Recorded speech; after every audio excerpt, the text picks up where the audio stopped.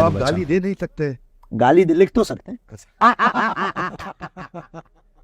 दे नहीं सकते, वही तो है कला। हाँ। उसे भरोसा ये था कि ये बोलेगा तो इतना बार वीडियो कट के हम बाबा का विरोध करवाएंगे। वैसे कई बार लोग चुनौती देने पहुंच जाते होंगे। रोज जैसे आपकी मीडिया लाइन के हो गए, जो थोड़ा सा पढ़ लिख जाते हैं ना, उनको ये कीड़ा बहुत जल्दी काटने लगता है। दरबार में कोई ऐसा वक्त कभी आया, अगले टॉपिक पे चल रहा हूँ जरा, जिसकी कहानी से बड़ा शौक हो गया, अरे ये क्या गड़बड़ हो गया था? नहीं, एक विचित्र अर्जी जरूर आई थी। क्या थी अर्जी? ऐसे शौक वाली तो बहुत आई कि जिनके जीवन में बहुत उठापटक हो गई, तो उसको लेकर के बहुत ज्यादा परेशान तो हुए कि भगवान ये बहुत परेशान है। लेकिन एक IIT का बच्चा धाम आया था, बहुत साड़ा पढ़ा लिखा साड़ा। तो वो कहता है कि हमने सुना कि मंदिर पर नारियल बांधने तो आपको जो बोले वो पता लग जाता है। हमने कहा हमने भी यही सुना है, जो तूने सुना वो हमने सुना। और वो बोला नहीं ऐसे नहीं, पहले ये बताओ अगर तुम जानते हो। एक तो बीच दरबार में वो खड़ा हुआ, हम किसी से वार्ता कर रहे थे, उसका चर्चा कर रहे थे दरबार की, और वो बीच में खड़े होकर के ओवर स्मार्ट, थोड़ा सा एक कुछ लोगों की आदत होती ना कि ऐसा कुछ करने से ध्यान खींचने की, ताकि मेरी तरफ सबका ध्यान जाए। उसने ओवर किया, हम चुप रहे, मुस्कुराते रहे।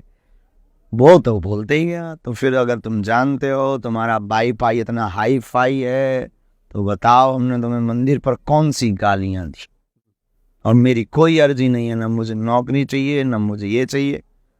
हमने कहा तो फिर आ जाओ यार, फिर कर लेते हैं दो हाथ, आओ सामना करो। तो उसे लगा कि ये दिमाग में पड़ने वाला आदमी, वो इस गलत फहमी में आया था। उस वक्त नीचों में वो रीडर वाला काम चला दिया था। तो उन्हें लगा कि ये माइंड रीडर वाला आदमी है, वो खेल दरअसल केवला के धोखे अंगारा खा गया। बैठा हो, हमने लिया गुरुजी का नाम, उनका गुरुदेव, अब आज फंस गए, आज अब लाज आप बचा। गाली दे नहीं सकते। गाली लिख तो सकते हैं, दे नहीं सकते, वही तो है कला। हाँ। उसे भरोसा ये था कि ये बोलेगा तो इतना बार वीडियो कट के हम बाबा का विरोध करवाएंगे। और हमने कहा आ जाओ दो हाथ हो जाए। हमने लिया, आपने लिख पर्चा, दिया। जितनी गालियां दी थी वो लिखी और 2 एक्स्ट्रा लिखी हमने बुंदेलखंडी।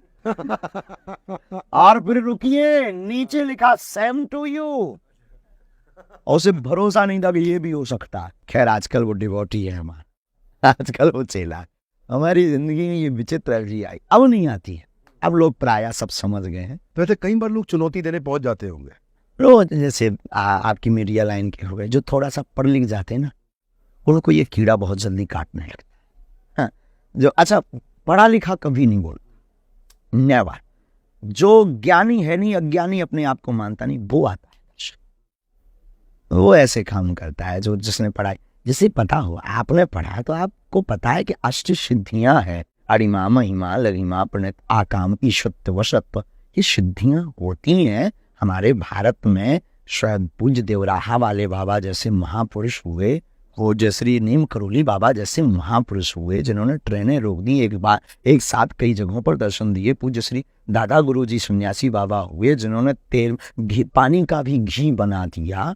ऐसे महापुरुषों की भूमि। तो जिसने पढ़ा है, जो अनपढ़ है, उसे लेना देना नहीं। जो बीच का बीच है, ठर्रा, वो आता है। ठर्रा मतलब बेहुदा, जो नाम कमाने के ओवर स्मार्ट गिरी के चक्कर में आता है, तो बस छिलवा करके चला जाता है। तो आप भी छोड़ते नहीं ऐसे आदमी? क्यों छोड़े? अगर हमने छोड़ दिया तो वो घर पे जाके उन लुगाई को ये कहता है कि आज बाबा चुप हो गए। अब फिर ये कहेगा, दुनिया को ये बताएगा कि हमने आज बागेश्वर धाम को चुप, बहुत बड़े विद्वान बन रहे थे, बहुत बड़े ये बन रहे थे, हमें पता है, हमने कर लिया, कुछ नहीं ऐसा वैसा। तो अगर छोड़ देंगे, 100 साधारण लोगों को ठिकाने लगाने से अच्छा है कि एक हमारे पास एक शिष्य आया था, क्रिमिनल। हमने कहा कि यार भाई तुम ये गुंडा था वो। हमने कहा ये तुम भपकी कैसे बनाते? बोले हम एक नामचीन व्यक्ति को पकड़ते हैं और बीच चौराहे पर उसकी ठोकाई करते, बाकी लोग तो महाराज की यही स्ट्रैटेजी है। हमने वो साइकोलॉजी उसकी वो पकड़, हम अब वो तो हमें नहीं है, पर ज्ञान लेने में क्या बुराई। नहीं, अपने आपने अपने इंडस्ट्री में स्ट्रैटेजी को यूज किया, ठीक किया, बिल्कुल ठीक हमने बात है। वो उठाया और प्रयोग कर लिया।